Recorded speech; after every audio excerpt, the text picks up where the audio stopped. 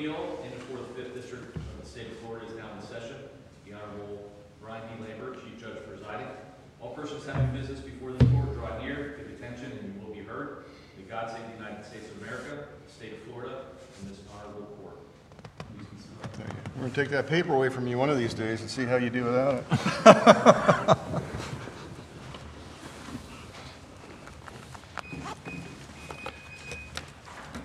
All right, good morning. Welcome to another session of in-person oral argument here at the 5th District Court of Appeal. Is our recent our new marshal here, Aaron Soltz, indicated or announced. I am Brian Lambert. I'm Chief Judge presiding over the cases we have this morning. We do have 2 cases remaining on the in-person docket. Let me introduce the panel. To my right, your left, is Judge Rand Wallace, and then to my left and your right is Judge Jim Edwards. So we're here today for the cases. A couple things, and I'm reminding myself to say this after our oral arguments on Tuesday. Each side will have 20 minutes. There's a clock that's on the podium right there, so you can see the clock running down. You each have 20 minutes. I say that because the appellant in the first case, Tuesday, we told him that, and I said, well, you're into rebuttal time, and he looked at his watch like, oh, okay. There's a clock right there that makes it easy for you, and apparently that was a surprise to him, even though I would think it's pretty clear. That being said, there's a clock. When you get into the end of your time, you will see a red light flashing.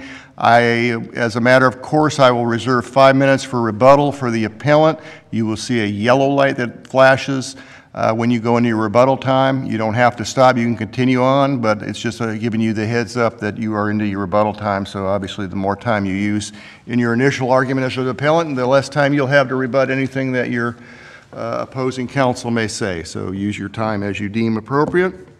Another thing is, we are being recorded, so keep that in mind as you make your arguments.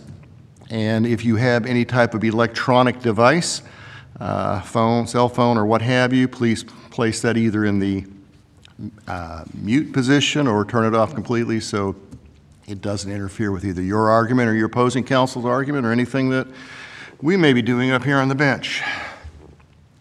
All right, first case, again, for the record, it's Thursday, December 8, 2022. First case is 21-3178, Amanda Moses Basney versus Progressive American Insurance Company. So, counsel, if you are ready to proceed. Yes, Your Honor. Thank you. Good morning, Your Honors, and may it please the Court. My name is Jeff Mansell. I'm arguing on behalf of the appellant, Amanda Moses Basney, this morning. We are asking this court to reverse the final judgment. 5 minutes is right, or you want a different amount of rebuttal? Yes, of course, Your Honor. I forgot that part. Yes, if you want a different amount of time, let me know. We'll change the clock, but 5 minutes is fine? 5 minutes is fine with me, Your Honor. Thank you. Okay. Go ahead. Thank you. We ask this court reverse the final judgment of the trial court and remand this case for a new trial on damages. The trial court abused its discretion in denying the plaintiff's motion for a new trial because the jury's verdict was inadequate and contrary to the manifest weight of the evidence in 6 respects that we've identified in the briefs, most of them having to do with the medical expenses. I'll just list those so I don't lose track of what I'm talking about this morning. First, and what we believe is most obvious, is the 2019 MRI for which the jury awarded 0 damages. Mr. Mansell? Yes, Your Honor. Was the jury given instructions as far as apportioning damages? Were they legally instructed that they could apportion damages? Yes, Your Honor, and that's noted in the briefs. The jury was instructed that if it could apportion damages, then it, of course, should do so. Were there any follow-up verdict forms or instructions that gave the jury the strict instruction as to attaching or assigning percentages as to how they apportion damages? No, there was no instruction on that point, and there was no as I recall the verdict form, there was nothing on the verdict form that called for them to put percentages. Was there any legal prohibition against the attorneys coming up with that particular type of instruction or specific type of verdict form to apportion damages? That's something that I haven't thought of, Your Honor. I don't recall ever seeing a verdict form that calls for percentages on anything other than allocation of fault.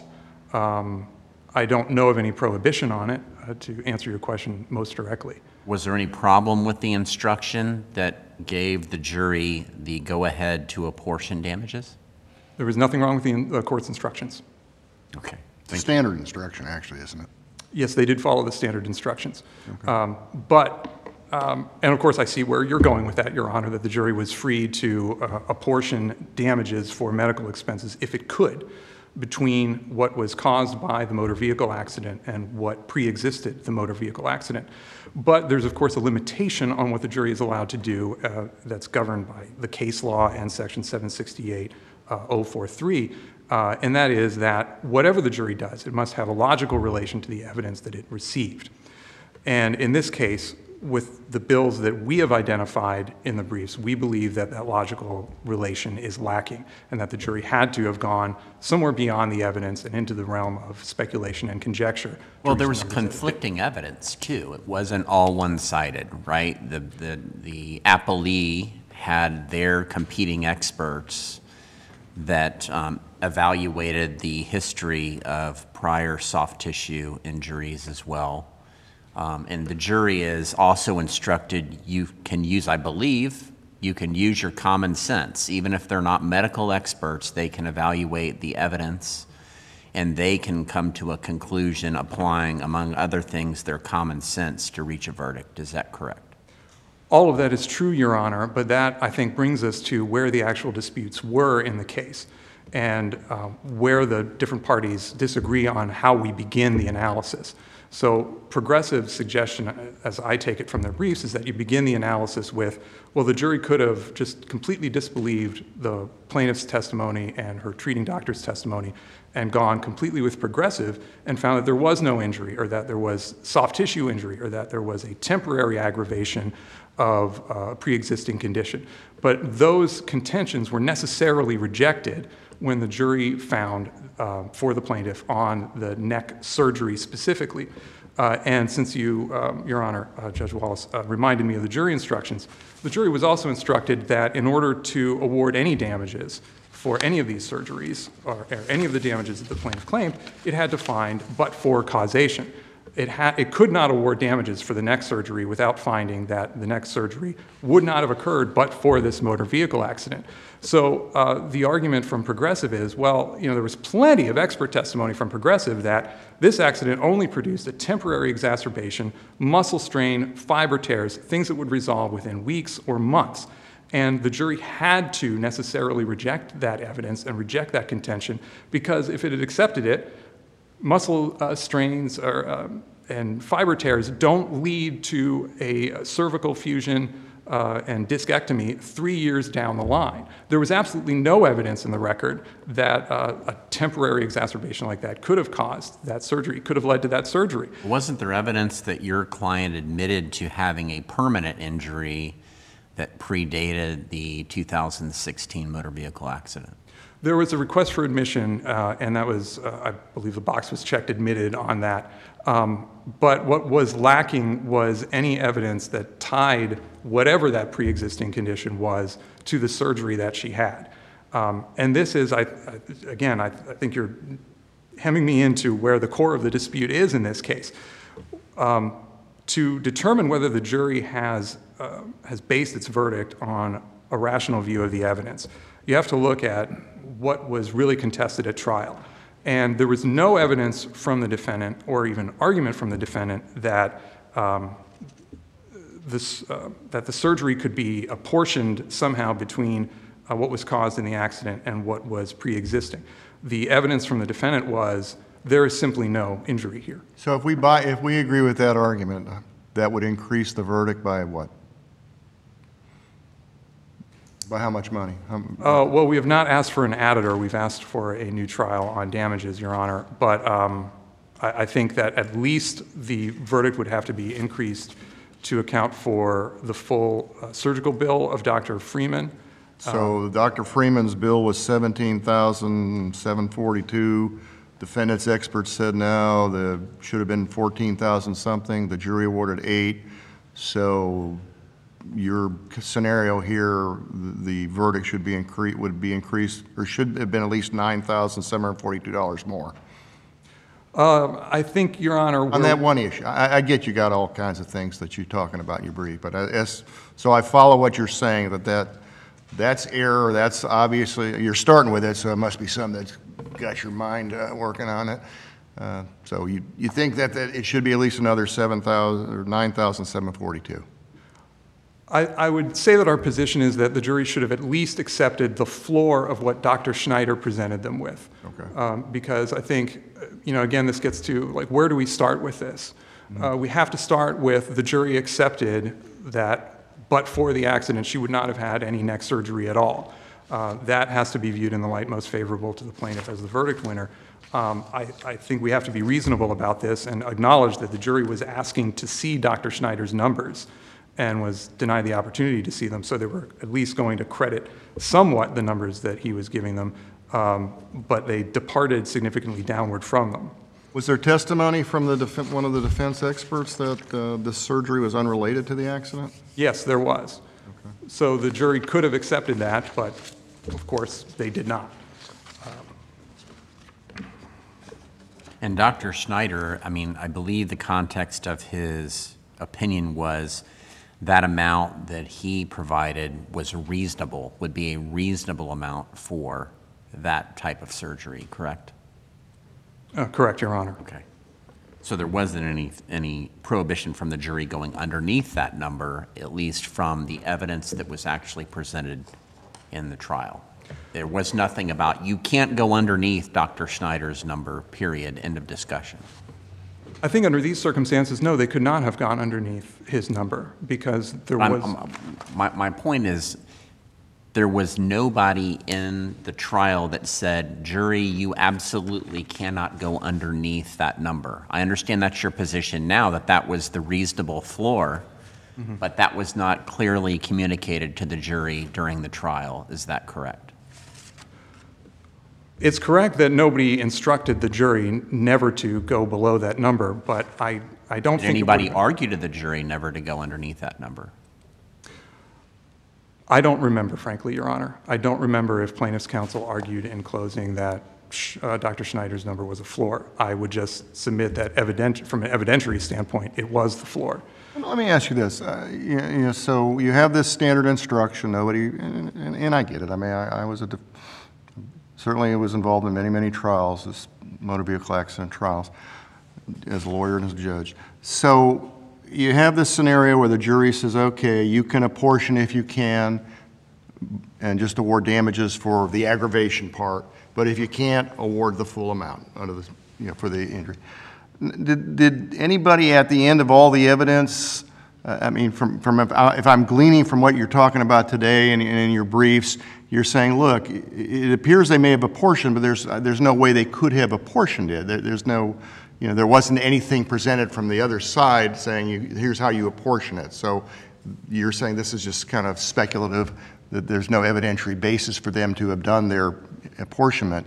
But at the end of all the evidence, did your side move for a directed verdict or partial directed verdict to say, hey, Judge, the defense put on no evidence that would give any guidance to a jury as to how to apportion this, so if they find that there's legal cause, which they eventually did, instruct them that they have to award the full amount?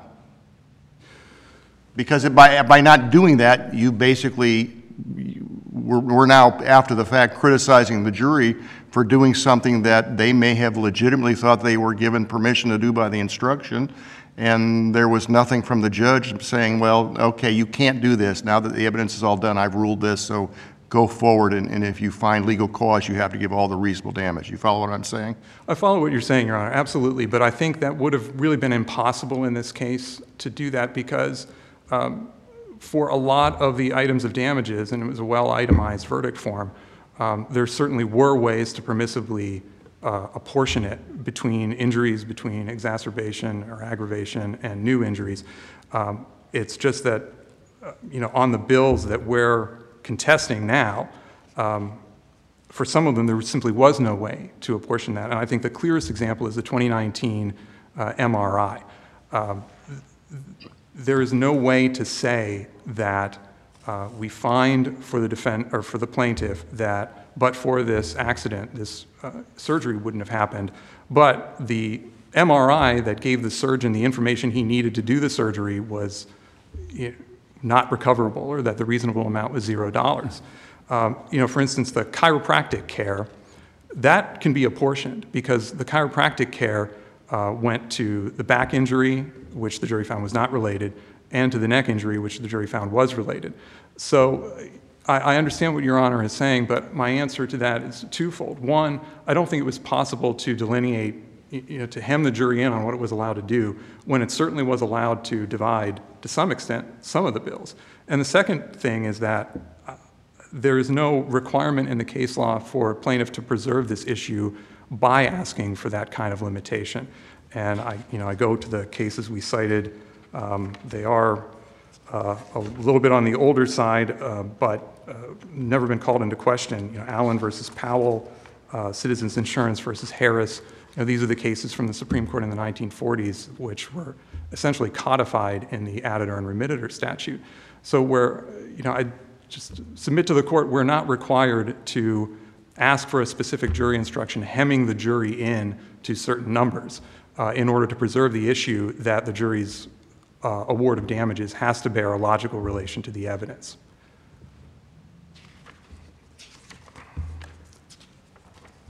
I've been kind of bouncing around in answering the court's questions, and I'd like to reserve some time for rebuttal, but I'll briefly talk about permanency and future care because that's a separate issue from the medical bills. Again, going back to what the parties actually disputed in this case, the defense certainly disputed that the neck injury was caused by the motor vehicle accident, but what was completely lacking through their own witnesses and through any impeachment or cross-examination of the plaintiff's witnesses, what was never really contested was that the surgery itself left Amanda Moses Basney with a permanent injury that's going to require future care and that's going to result in chronic pain. And we believe that that puts us under the holding of Parrish versus Orlando, where evidence of non-economic damages are undisputed or unimpeached or otherwise not subject to question. Then there is a requirement for the jury to award at least some amount for non-economic damages, and in this case, future care. Again, wasn't there a contest over whether she would indeed require future care? There was, Your Honor, but again, let's look at the nature of that contest. The contest was basically the defense saying she will have no future care from this accident because this neck surgery was completely unrelated to it. There was no separate argument, there was no separate evidence, and through the use of common sense, I don't think the jury could get to the point of saying, well, the neck injury in the accident led to a surgery that led to hardware in her neck, but somehow that injury is not permanent. That injury will leave her with no pain. I don't think there's anything in the record to allow the jury to get to spot A and also the spot B in that scenario. I guess the other option would be to go, the jury got it wrong in giving her any money. I mean, that's the flip side of your argument. The jury could have easily said she has no injury, no money, so gets nothing. And right. That's really where, if justice is to be done, it should be a zero verdict all around, a defense verdict in essence. But, when the jury's told they can apportion damages and given really little to no guidance on how to do that, how can you fault them for what they did, I guess? Well, my answer is to look at Allen versus Powell. This is exactly what the jury did there and what the Supreme Court said required a new trial. There's a hotly contested issue, and the jury has to reach a conclusion on that. They have to pick a side. In that case, it was, did the defendant kill this guy, or didn't they? That was hotly contested, and the jury came down on one side and said, yes, they did. But then, similarly in that case, it's not that that you fault the trial court for not instructing them correctly, but you look at the verdict and say, did $5,000 compensate this man's family for his death? And the Supreme Court said, no, either the plaintiff had to get nothing, zero, or he had to give more than what the jury gave him. And, I understand where Your Honor's coming from. I understand where Progressive is coming from. Hey, we had a case that Amanda Moses Basney gets zero. Yeah, they had that case, but the jury had to pick a side, and it did. I see I'm going into my rebuttal time. I hope I've answered your question at least temporarily, and I'll return to it if you like. All right, thank you, counsel.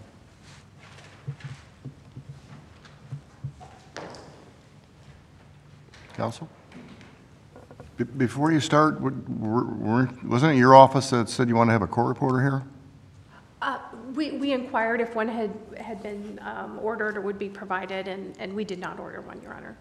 So you were asking if we provided court reporters, is that? We were asking if there was a court reporter here that was reporting for the other arguments, but again, we didn't order one for this proceeding. My assistant told me she Oh, contacted I the guess court. I misunderstood the clerk of the court when she said that you guys had said, and the civil case wanted, the Appellee's counsel wanted a court reporter here. So I assume that meant you were bringing one, and we said that's fine if you wanted to bring one, I guess. I apologize for the confusion, Your Honor. Never had one before, I don't think, that I can remember here, but, because these are all being recorded, so you can Sure, always absolutely, Your listen Honor. to whatever anybody says here today, so. All right, well, we cleared that up. Thank you. Thank you, Your Honor. Good morning, Your Honors. May it please the court. My name is Brooke Gaffney. I represent the appellees in this case, Progressive Insurance Company. We are asking for you to uphold the judgment entered below, and I will explain those reasons for a moment. But first, it's important to talk about the standard here applicable not only to the trial court, but of course to the appellate court as well. And there's no dispute by the parties over that.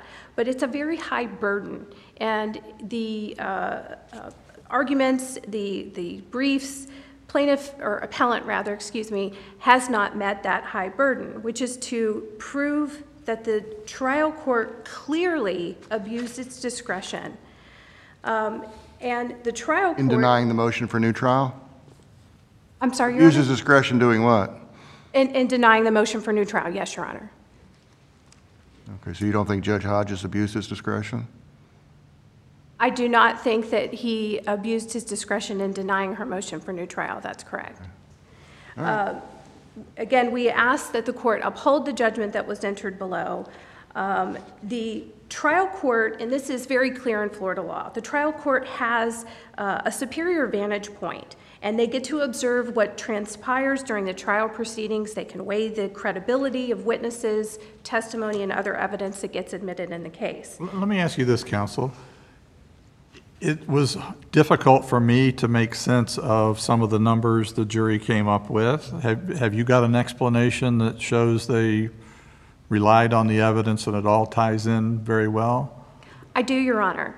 I'll go down the list if that pleases the court. So the first issue specifically raised in argument this morning by my opposing counsel was this 2019 cervical MRI, to which there was no money awarded for that. That, from the case law, is not required. That MRI was 3 years post-accident. She had a very significant pre-existing history of cervical issues, and based on the case law, excuse me, based on the case law, that second MRI, and that would be Myers v. Shantz and Pack v. Geico, there's no requirement, even though it's a diagnostic study, that a second MRI be awarded. With regard to the— Did the jury award money for the first MRI and then a few weeks after the accident? They did, Your Honor, and something I want to clear up about that, because while counsel, it got by both counsel for both parties, but it didn't get by the jury, and that was that the bill that was submitted, the actual bill itself, there was a total amount on the verdict form of $6,000. That's to DOC of Ocala Imaging? That's correct, Your Honor. Half of that was for the back? Actually, no. Looking at the bill, which was admitted into evidence and went back to the jury room, it included an MRI for the brain, ankle, cervical spine, and the lumbar spine. The jury actually awarded Ms. Moses-Basney $3,000 total for the Docs of Ocala. That was $1,500 apiece, which was the total amount of each bill for the cervical and the lumbar MRI. So she was actually awarded the total amount, which was what defense counsel conceded would be reasonable because it was diagnostic in nature. It was 3 weeks after the accident. The other amounts that you inquired about, Your Honor, clearly, we don't dispute that the jury did find that the neck surgery was at least caused from, at a minimum, an aggravation. And what it appears that they did is both logical and reasonable based on all the evidence they heard. Your Honors have already noted and inquired further about the apportionment instruction, which is the standard instruction that they were given. What they also heard was evidence not only from Dr. Schneider, who's our billing expert, they also heard testimony from other physicians, defense surgeon, orthopedic surgeon, plaintiff's own orthopedic surgeon, concerning what they would accept as reasonable. So the jury got a really good feel for what numbers would be reasonable for surgeries. And it looks Well, I mean, isn't part of the concern, perhaps, that Judge Edwards was talking about and that I thought about, it'd be one thing if you could look at the bills and say, okay, the jury went back and said, all right, 50-50. 50's aggravation, 50's unrelated. So then you look at the medical bills, take your doctor's numbers as to here's the reasonable billing, $128,000 for everything, and just split it in half, and that would come up to, and then that would be consistent. It seems like on some of these figures that the percentage of aggravation varies depending upon which bill it is. So how does that make, how is that an acceptable resolution based on the evidence in the case? That could be reconciled with the evidence, Your Honor, because for the surgery for the neck, looking at what Dr. Schneider, in a table that was provided as a demonstrative, that table did not go back to the jury, which I'll get to why that's important in a moment. But in looking at what the jury awarded and what Dr. Schneider determined was reasonable amounts for the neck surgery, it looks like the jury did exactly that. They split the amount, what was reasonable according to Dr. Schneider for the neck surgery, and that's what they awarded. Now, did they get it right to the penny? They did not. But would they be expected to do that when, again, that was not admitted into evidence? It was a demonstrative. They heard testimony from Dr. Schneider on that point. They did the best they could. And in fact, that they were attempting to get it right was evidenced by the fact that during deliberations, they actually asked for that, excuse me, Your Honors, they actually asked for that chart during their deliberations. So why didn't Hodges give it to him? Is he just mean-spirited, or? I don't believe so, Your Honor. I don't believe there was agreement by the parties for that Must not know him then. Go ahead. to go back. I apologize, I lost my thread for a moment. The other bills that were apportioned, Dr. He didn't let the table go in because it was just demonstrative evidence. It wasn't actually put into evidence, the table. That's exactly right, Your Honor. It was actually a part of a report that he prepared for litigation, which is why it was demonstrative only. Now, Dr. Fakowry's bill, he was the chiropractor that testified on behalf of Ms. Boza-Spasny. His bill was, I believe, the reasonable amount that Dr. Schneider determined. And again, Dr. Schneider determined it was a reasonable amount. He wasn't arguing, hey, you should award her this full reasonable amount. It's up to the jury to decide, is it related? And the jury listened to the instructions they were given, and they apportioned it 3 ways. If you look at the numbers, you look at what Dr. Schneider said was reasonable for Dr. Fakowry. What it looks like is that the jury said, okay, we split the neck surgery in half because half was related, half wasn't. We're going to split this in 3 because it included both neck and back treatment. And it's not disputed that the jury rejected her back claims. So Let me ask you, if the jury, so you're saying that the verdict says that at least some of the surgery is related to the accident? I'm sorry, Your Honor. Some of the surgery is at least somewhat related to the accident, based upon their awarding some medical expenses for it. We do, Your Honor. It evidences they found So if that's the case, how would a surgical event not result in some permanent injury? Well, Your Honor, a couple of reasons. She had, based on the evidence, she had admitted to a prior neck injury. So she already had a neck injury. She had had 15 years of constant chiropractic treatment for both her neck and her back prior to this accident. And perhaps more importantly, on that issue of permanency, all 3 defense experts agreed she did not suffer a permanent injury. And while, yes, they did, not relate her neck surgery to So they rejected part. I mean, the jury's verdict must have rejected part of that because they awarded medical expenses for the surgical event related to the accident that they believe was caused by the motor vehicle accident. So, I mean, it's kind of what Judge Edwards was alluding to earlier. If there's no permanent injury, this should have almost been a 0 verdict as opposed to a 55, and that kind of leads to the queries being made by your opposing counsel. Well, certainly it could have. Probably been unhappy with a 0 as opposed to 55, but Sure. that being said, he's now scratching his head as how does anybody get to 55? Well, and the two things I want to address, Your Honor. Yes, it certainly does ask us, we ask the question, why didn't they give 0? But again, they were given an instruction that allowed them to apportion. And under Florida law, in fact, the 5th DCA has commented on this issue in, bear with me, Your Honor, Moore versus Perry. That was a 5th DCA case cited in our brief, and it involved apportionment. Ultimately, the judge said, or the 5th District said, we don't need a new trial here because the evidence showed that they could have apportioned. Who's the author of Moore, that case? The author of Moore, Your Honor, I believe was, I'm sorry. Was it any of us? It was not any of you, it was Okay, Judge I Monaco. always hate when I'm arguing against something I wrote. It was Judge Monaco, Your Honor. Circling back to Judge Lambert's question, name me one other case where somebody's had surgery and it's not I'm not talking about, like a little plastic or something like that, but cervical surgery with hardware, with titanium spacers and all the rest of that. If it's 1% attributed to the aggravation caused by the accident, how is that not a permanent injury? Well, this is the issue, and I think it's really the crux of all of this. There was certainly conflicting evidence. There's no dispute about that. But there was significant evidence that Ms. Moses-Basney had not been honest with her treatment providers. And under prevailing Florida law, jurors can reject the testimony of experts where they do not have a full medical history and basis for the opinions. No, I get it. And certainly, as Judge Lambert advised, I had my share of PI cases and trials, and I understand what goes on. And again, you could understand if they rejected that. But what we're talking about here is you've got surgery with spacers, screws, scars, whatever you want to be left with. And if it's 1%, if it's 0.5%, if it's 0.1% caused by the aggravation, how is that not a permanent injury that she suffered? Well, while her physicians testified generally that her condition was permanent, Dr. Freeman, who was her neck surgeon, testified specifically when asked about permanent injury.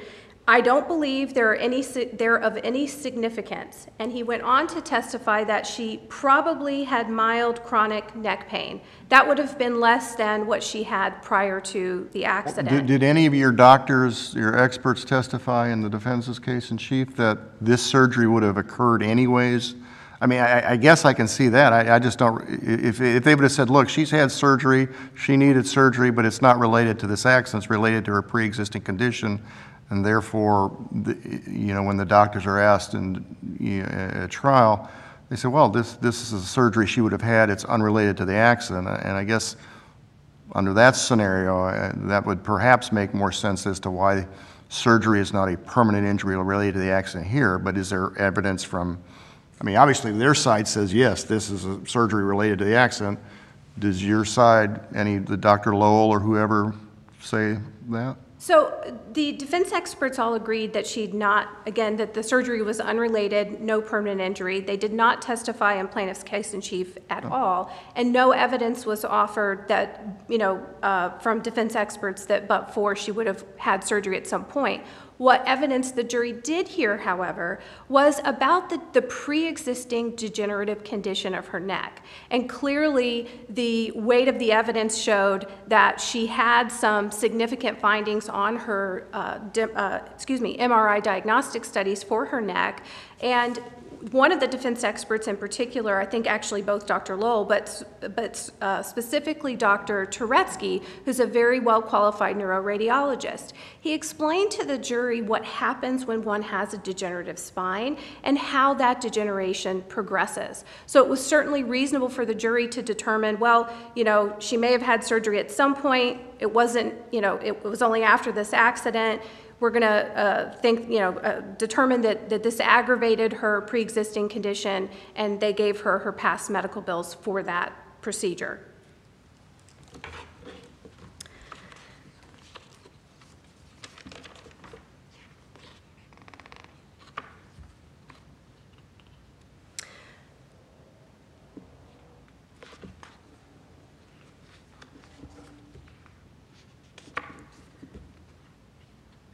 I don't believe that I fully answered your question, Judge Edwards, about the apportionment.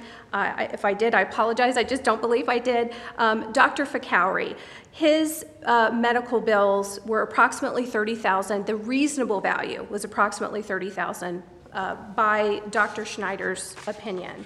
And what it looks like the jury did there was apportion that three ways. They apportioned a third to her pre-existing neck and said, nope, that's not part of this.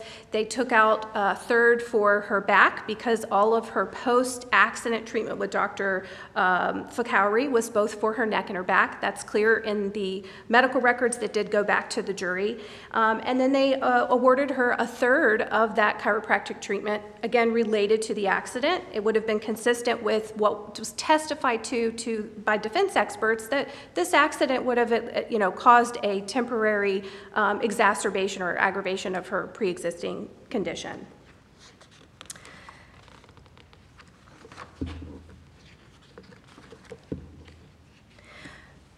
With regard to the points that appellant sets forth as reasons they believe that this should be overturned, or the judgment below should be overturned, I want to make sure that I've answered the questions concerning permanency. Again, they heard evidence about what Dr. Freeman said about them him not believing that her continuing issues were of any significance. On the issue. Well, let me ask you this: what about the comment that was made that during the testimony? Well, the hospitals. We all know the hospitals will accept less than the amount billed anyway, so don't worry about. Well, I'll leave it at that. That sounds like that's not really proper. In other words, if we kind of reverse a little bit, you as the defense counsel certainly would be unhappy if the plaintiff's expert said, well, these $372,000 are a reasonable amount of money, and yeah, you're looking at this defendant over here, but don't worry about it. The insurance company will pay that anyway, so that's a drop in the bucket to them. You'd probably be unhappy about some kind of observation like that, even though Morgan talks about it all the time on their commercials, but. So why does not the shoe fit for you? And they're saying, well, wait a minute, you don't get to say, oh, by the way, don't worry about what I said, because they'll always discount anything. They'll take 3 cents on the dollar or whatever. So. Well, there's 2 points. Can we reverse on that alone? That's pretty egregious, isn't it? You can't, Your Honor. And the reason why is you cannot. The reason why is that there is still a logical and rational basis for the jury's verdict that they did reach. And again, we've discussed why that is, as far as the apportionment, the instructions that were given, and of course the conflicting evidence that was presented to the jury. With regard to your question about Dr. Schneider's comment, to answer that further. You just volunteer that, or did somebody actually ask him a question like, isn't it true that they discount these things anyways? Well, I was actually doing the questioning, and it was not elicited from him. He was asked... And ask him that specifically. It came out of his mouth. So. It did. He was not asked specifically that, and nor was it known that was going to come out of his mouth. At the end of the day, or rather at the end of his direct, and when he was cross-examined by the appellant's trial counsel, he conceded that it was something that he saw repeatedly in his line of work. However, he had not talked to Ms. Moses-Basney's provider, specifically the hospital, so he conceded that with regard to this case, he said it was more of a general statement. With regard to this case alone, it was just something that he conceded would be conjecture on his part. So you're saying then, as long as there's a reasonable basis in the evidence that the insurance covered less than the full amount from the hospital, and even though you're going to comment upon, at least tangentially, that there was insurance and jury disregard that actual evidence, you're saying that that's okay? No, Your Honor. The testimony that Dr. Schneider gave was not about insurance. What his testimony was, or his statement was that hospitals often take less. There was no mention of insurance. So, I mean, obviously, that begs the question. Jurors, there's a negotiation going on behind the scenes where the insurance company is not going to ever pay the full amount of the actual sticker on whatever the cost of the medical procedure is. You would agree. That's common knowledge. You use that against the plaintiff, and the plaintiff used that against you. The problem is when you present it to the jury, and that may be the sole reason why there is an award one way or the other. That's what we're talking about, correct? Not necessarily, Your Honor, and it's important to point out that there was a motion in limine on this issue, and Judge Hodges, the trial judge, heard argument from counsel just prior to starting trial. And what he said and what he allowed was that evidence that a provider accepted less or was willing to accept less than was billed was allowed because it went to the reasonableness of the price that she was asking the jury to award her. And in fact, her own surgeon was permitted to testify that although his company that he worked for billed, I believe it was around $50,000, he was actually paid around $4,000 for the back surgery that he performed on Ms. Bozes-Basney. Does it make it better or worse that Schneider admitted he was speculating?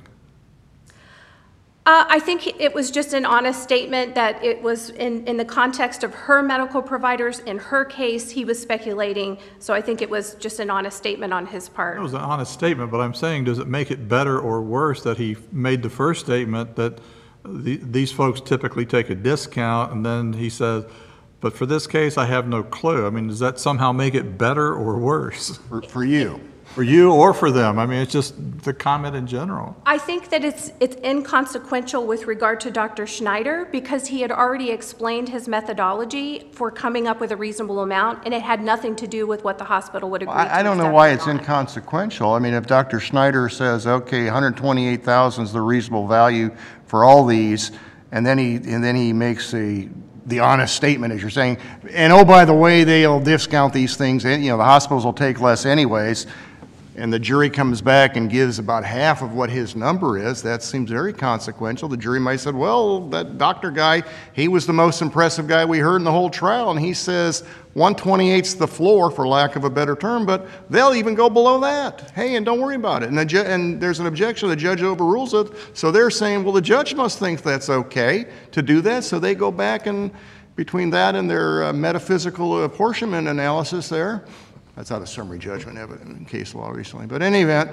it sounds like that might be a significant thing, just like if we did the reverse and said, well, there's insurance, and so, that's kind of what Judge Wallace was alluding to. You can't just say, well, there's insurance, there's evidence that would support 372, and you throw out that, well, insurance will pay whatever it is anyways, and they give the 372, you'd be unhappy here, saying, my goodness, that was so prejudicial, you should reverse it. And just because there's evidence that says 372, they knew a big insurance company could, worth $100 billion could pay 372 in a drop of a bucket. So that's okie dokie. That's non-reversible.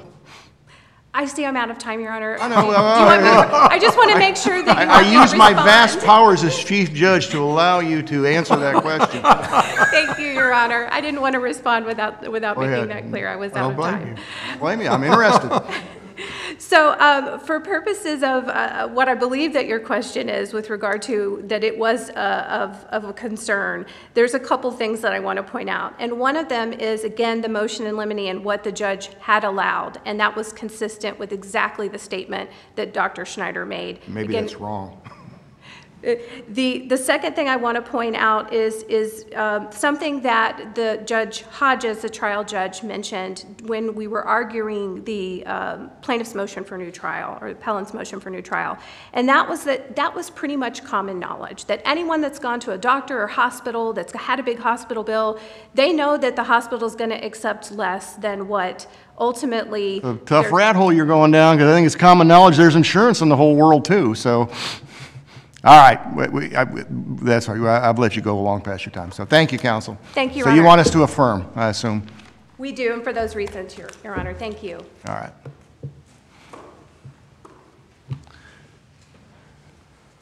All right. Sounds like you can talk about insurance from this point forward, according to your opponent. Well, thank you, Your Honor. I do have a few things to say about the numbers, and of course, if the panel would like to kick me around a little bit, you're welcome to ask me any questions, obviously. There have been some explanations offered for the numbers that the jury arrived at, and I just want to briefly address why they don't really make any sense and they're not internally consistent. So the argument is that the 2019 MRI may be non-compensable under the factors that were discussed in Pack versus Geico and a couple other cases. But those factors only apply to allow the jury to decide there was no injury at all. So, you know, if the plaintiff is dishonest, if she's not reporting accurately to her doctors and there's surveillance, the jury can say, you're not injured, we're not giving you anything. But that's not what happened here. It's a different ballgame once they checked yes to number one as opposed to no on number one. Well said, Your Honor. I agree with that. As for the 2016 bill, so the suggestion is that the jury really drilled down into what was on that bill and said these images are related and these images are not, even though counsel never talked about that. Now, if the jury was doing that, then there's really no explanation for the chiropractic bill, because the suggestion there is that the jury just said, well, we'll just divide it in three, and three is over here for the back, we're not giving her that, 1/3 for the pre-existing neck injury, we're not giving her that, and 1/3 for the aggravation of the injury, we'll give her that. That doesn't make sense with the bills themselves, because by far most of those bills were for the neck injury. Back injury was a very small proportion of the chiropractic bills, because that was addressed very early on after the accident, and the neck injury was treated for years afterwards. There's a suggestion that the jury just had a feel for the surgical bills. I would suggest that this is just not something that a jury can feel or can use common sense on. And you also have to look at what the jury actually did with those bills. They awarded a significant amount for the surgical center where she had her neck injury, but not so much for the surgeon who performed the surgery. So again, there's an internal inconsistency with how the jury treated those numbers. And of course, you know, the analysis has to be, is there a rational relationship between the evidence and the numbers? And we believe there is not. And so the question becomes, well, if they didn't get it from the evidence, where did the jurors get it? And I think this goes into the questions that you had from my opposing counsel. And the answer that we've proposed is the jury got these ideas from this, you know, unprompted comment from an expert on billing saying, well, hospitals will accept less anyway. And then... Do you think that in and of itself is enough to reverse? I don't know, Your Honor. I'd like it to be in this case, but I'll go on and say... We'll write that in there. In this case, just this one alone here. Right? Well, I think that it doesn't have to be, because this theme was returned to in closing argument, where defense counsel said, well, you know, Dr. Schneider gave you these numbers. I think he went too high. Now, that's just not allowed, Your Honors. It's, the jury award cannot be based on the opinion of counsel. If they want to depart from the medical bills, they can have expert testimony explain why those medical bills are not reasonable, and they did. But to go below that, the only thing in the record that gave the jury any license to go below the floor set by Dr. Schneider was counsel's comments that he felt Dr. Schneider's numbers were still too high, and that is not a proper use of common sense. It's not a proper reference to any evidence in the case. It was just an attempt to give the jury license to go its own way without basis in the record. So the bottom line is, wherever the jury got their numbers, we don't believe it was from the evidence. We don't believe it was from a logical view or a rational view of the evidence and the argument in this case. And for that reason that we ask this court to reverse and remand. Okay. Thank you, counsel. Thank you, Your Honors. All right.